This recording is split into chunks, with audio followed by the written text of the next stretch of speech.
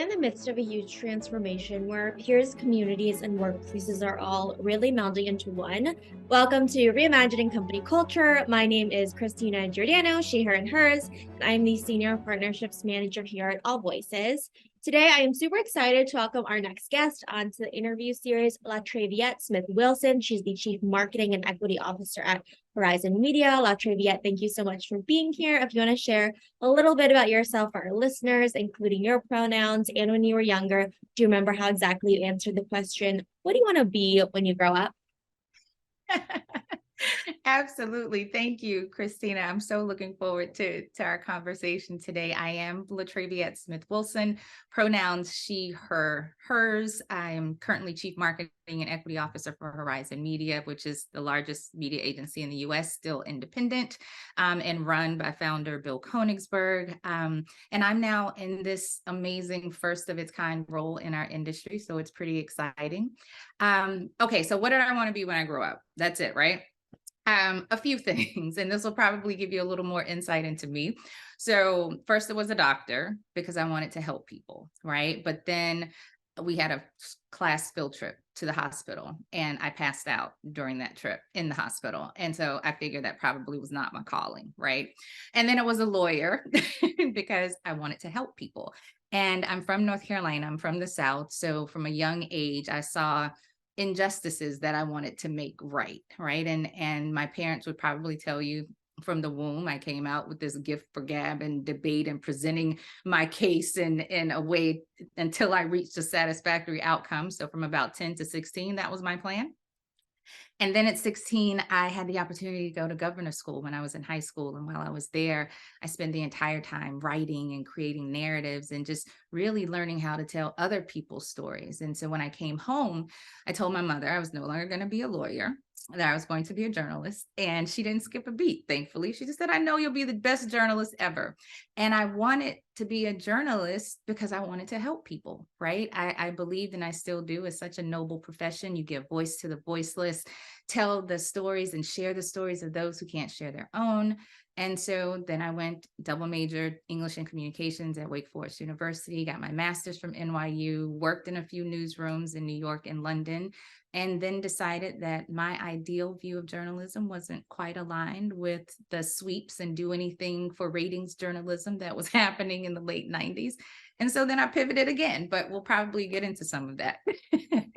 I love that answer because it's typically going to change as you kind of see different roles. And I love what you said about kind of giving voices and uplifting voices to the voiceless as well. And I have so many questions about the work that you're doing. And I was reading through your bio as well. And you shared that this is an industry first for specifically advertising and an inaugural role for Horizon Media, which is really exciting because it is a hybrid of marketing and equity in terms of this officer role as well. I want to know, I'm sure there are many places that you started, but where did you start in really continuing to help build an agency of belonging? Or in other words, what does it really look like in practice? Yeah, so I fundamentally see DEI as a business and enterprise strategy, right? That's connecting and overlapping with HR. It's not a sole HR endeavor, but it must operate across the entire organization for maximum impact, right? So much like marketing. I always say it'll be a challenge, always a challenge to integrate DEI into an overall culture without it being more intentionally and intrinsically thread through and positioned as a core part of the business, right?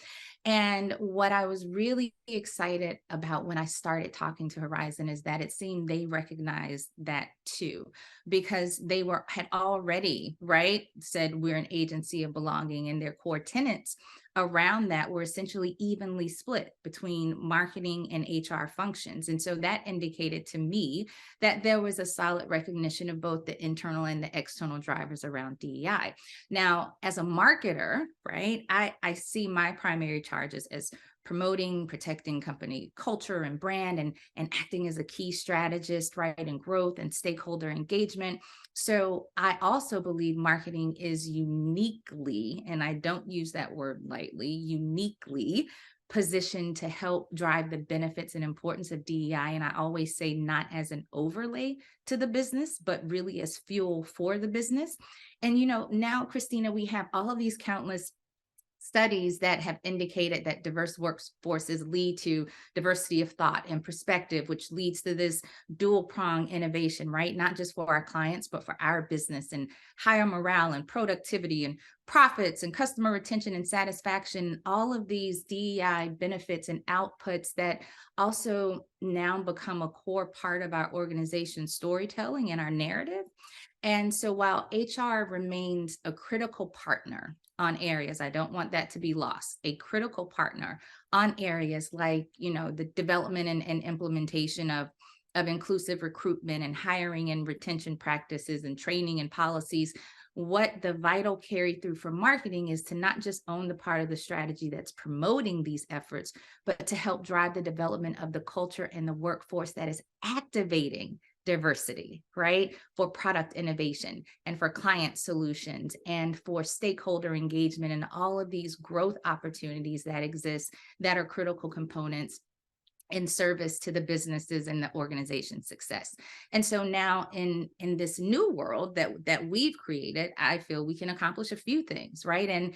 And it's namely what I've taken on as part of my charge is helping to ensure that our business is a mirror internally and externally, that DEI is valued enterprise-wide with understood and demonstrated accountability, right? Beyond HR or simply as a little marketing add-on, right? And that at its core, it is a business strategy. And I'm thankfully, right, pre-me, right, before my time, Horizon has been recognized and lauded for our efforts. But I think I always, recognize, and it's not lost on me, that we are in an industry that unfortunately has been abysmal in this space. And so for me, I want to ensure our efforts aren't just beating industry standards, but we are a model and recognized for innovative and impactful approaches across industries, right? That we're not trying to meet someone else's standard. We're setting a new one. We're setting our own. And I've always said this would be just a really game-changing approach for anyone willing to do it. And I think now we're seeing it. I think that is a really kind of exciting opportunity to be first in the industry and also set the standard really high as well and promote innovation and have this opportunity to reach a large audience because you were talking about clients, employees, the folks that you're reaching through the advertising and marketing campaigns as well. So it is really important that the folks who are working on all of these activations too are reflective of the community and really understand the breadth and depth of what can be accomplished as well through an equity lens. I want to talk about that company culture piece as well. It's in the title of our interview series, and want to discuss the relationship of the role of really removing barriers or workplace issues for company culture to empower folks to really do their best work as well. When we think about the current workplace and the conversations happening about the role of the employer and company culture, how do you think about empowering folks to really put forth their best effort and work? Yeah, it's so important. And so I preface what I'm about to say with it's so important because it is. And my intent here is certainly not to oversimplify this issue, but I do think we often overcomplicate things, right? So we have these conversations and we talk about ways to build culture and improve culture as if somehow it's this elusive thing, right? Culture is people. People drive culture. And when we remember every day that we aren't just dealing with employees, right? Or staff or workers or hourlies or FTs, and that we are indeed dealing with people. And we begin to think about what people want and need to feel good and to be confident and to thrive. It doesn't seem quite so daunting, right? When we think about how to empower people to do their best. People, I think at our core, we need to feel safe and supported, right? We need that's physically and psychologically. And for us, that has meant that it's at the heart of our work as an agency of belonging, right? People, I think, need to feel like they are part of something. And so, what's the mission and the purpose that people can really rally around every day? Is this a place where I'm acknowledged and seen and respected and can grow and have opportunities? And then I think we as leaders have to show up consistently in service, right, to our values and our people, not just one or two or three of us, but our leadership collective. And so, I often say, our leaders, how are we modeling the behaviors that our organizations are espousing? And I could go on and on and on, obviously. But I think these are just some key considerations here, with the core being, I think we can improve culture by operating with more humanity. And when we operate with more humanity, we aren't explicit or implicit in our biases, right? And the injustices of the isms and the phobias. And maybe most importantly, when we aren't indifferent to them, right? Because that's critical too. It's not just about what you are explicitly doing, it's when indifference is shown to it. And so I think culture improves really when we recognize that it doesn't start with the C. Culture actually starts with the P, right? And that's people first. It definitely starts with people and leading with a people first or human-centric approach too, when Yes. you're not overcomplicating, as you're talking about, with terms and what we want to accomplish, and getting down to like, what is the intention of what we are trying to do? How do we want people Exactly. to feel when they come to work as well? Yes. You mentioned the role of leaders too, both formal and informal as well. I think we look to leaders, for the verbal and nonverbal cues of company culture as well. What's Absolutely. celebrated, what's not tolerated. And when you're a leader, if you're a people manager, especially, you're raising your Mhm. hand to take on that additional responsibility too. And you talked about HR being a really important partner to this work as well. For diversity, equity, and inclusion to be at the DNA of an organization, how do you really ensure and hold leaders accountable to embed, equity in their own day-to-day processes as well? Yeah, great question. Thank you for that. So if you think about my team, right, marketing and equity, essentially we serve as the strategic center of Horizon's full stakeholder engagement and culture ecosystems. And when we specifically talk about culture, it's who we are, it's how we show up, our values and our views. And so our role is as brand builders, right? And stewards of culture across this larger enterprise via this fused marketing and diversity, equity, inclusion agency of belonging work. And we have a two-prong approach there, right? With two distinct needs.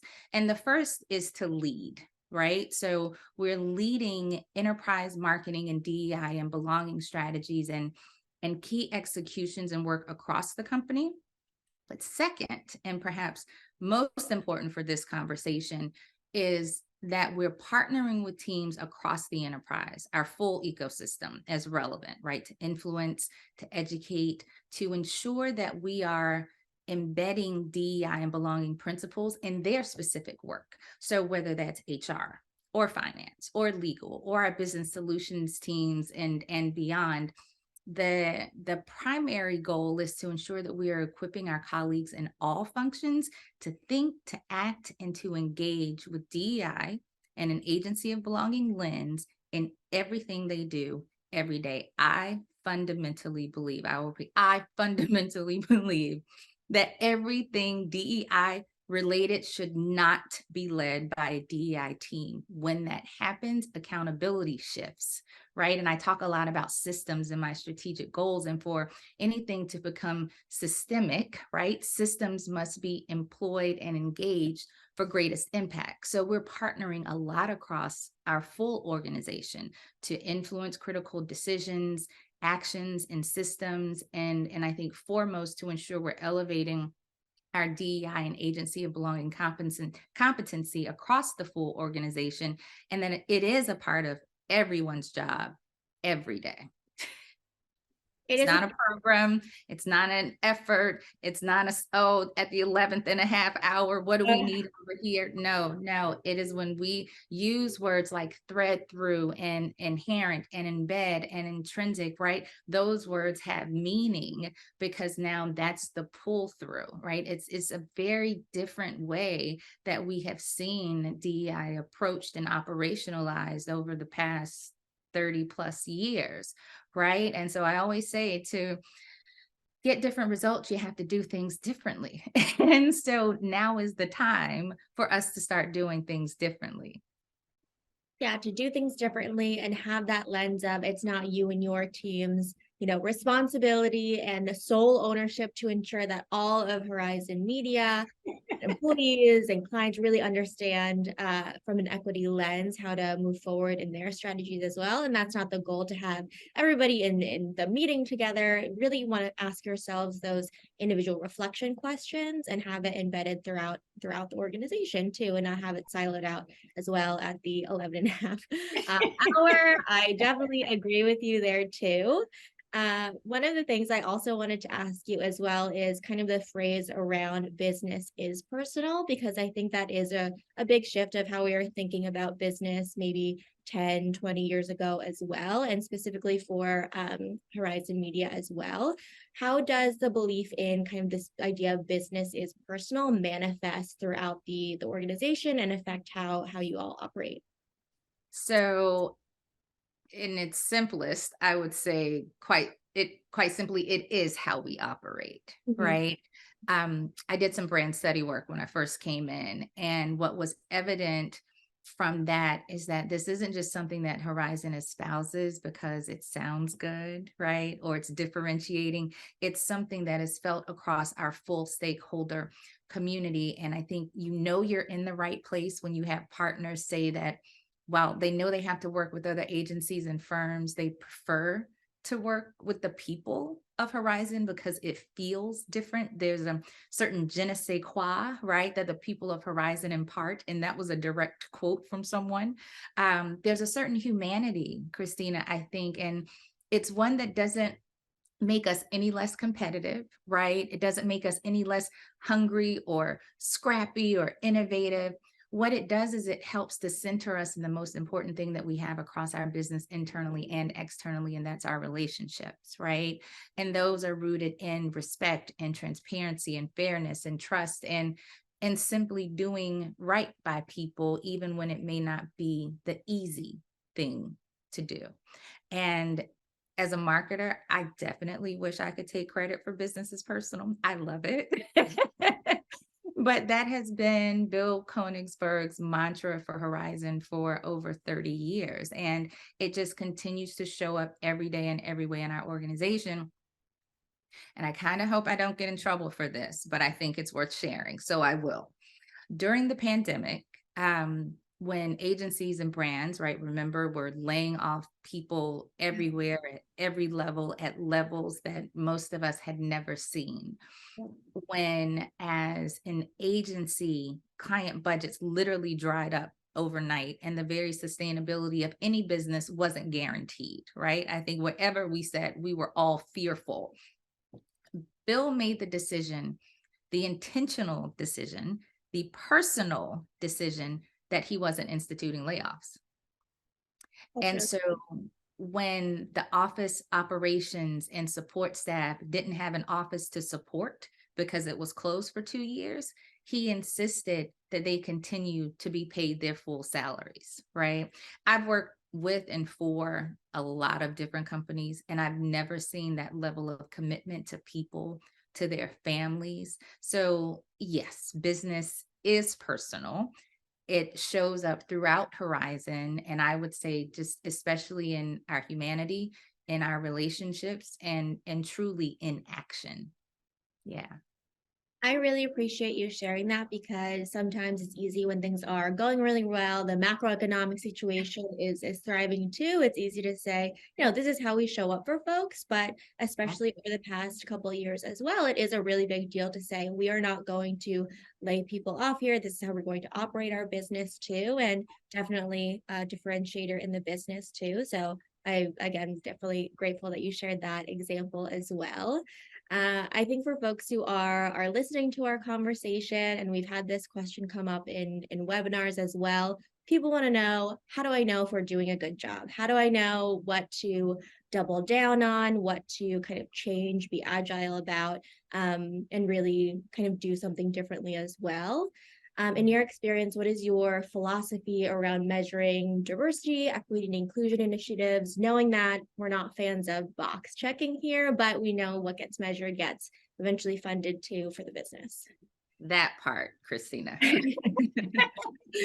So my philosophy on measurement, particularly overall, but particularly in the DEI space, is that it's a non-negotiable.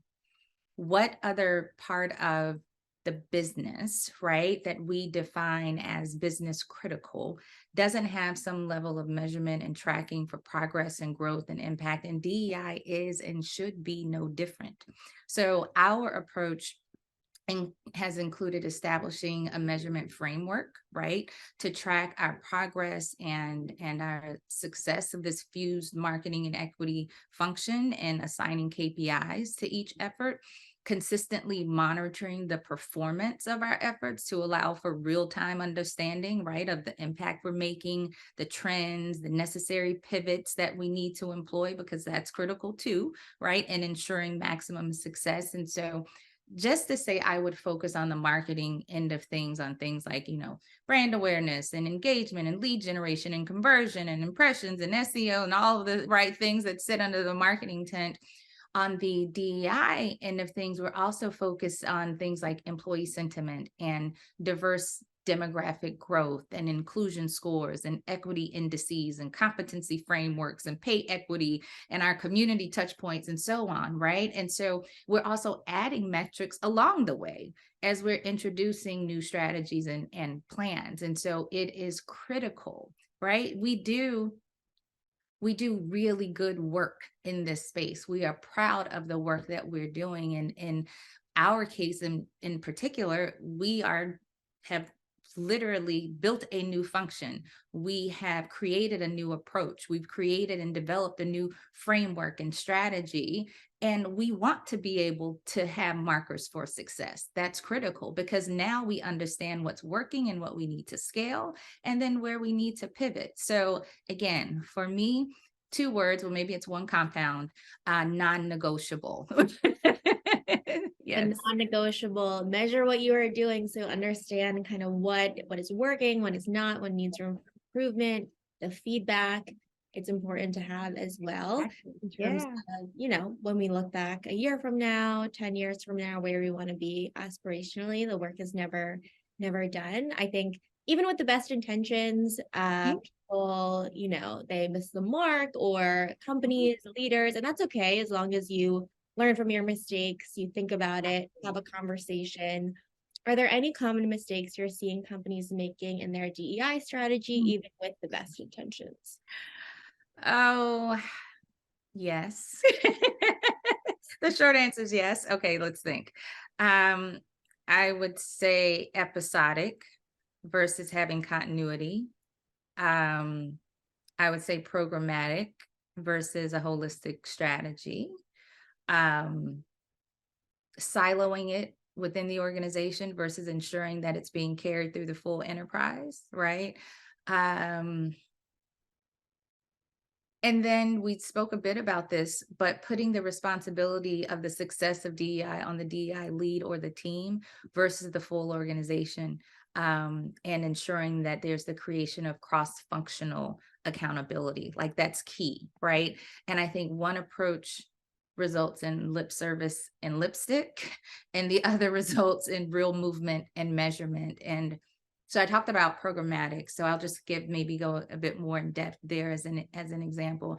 I'm not sure, Christina, that I can stomach the promotion of one more multicultural potluck or Black History Month event as a novel or comprehensive DEI strategy. Okay. Yeah. They're activities that can certainly foster increased empathy, cultural appreciation, understanding. I'm not minimizing that, but let's please not fool ourselves either, right? They do not address the structural barriers to equity or inequity. They do not take into account the policies, the procedures, the processes and the practices that are fostering inequity. And I think often the same goes for a strategy that's primarily focused on DEI training, right? So I think attempts that prioritize behavior modification often fail to deal with the actual environment itself in which someone has been placed, right? So transformations in people have to be combined with transformations in the ecosystem in which they are in to ensure that we're having optimal impact. So there are lots of mistakes being made.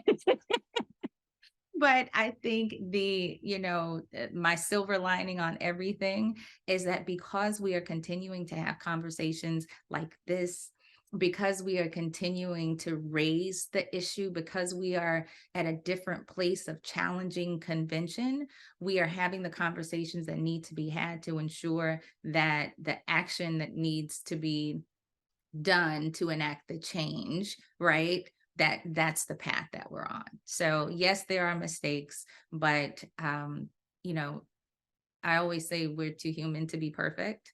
And so it's never about the mistake, it's about what we're doing in pursuit of progress. So Absolutely. I have so many other follow-up questions, and I totally agree with you. The best event, the best program ever, but that is not a strategy.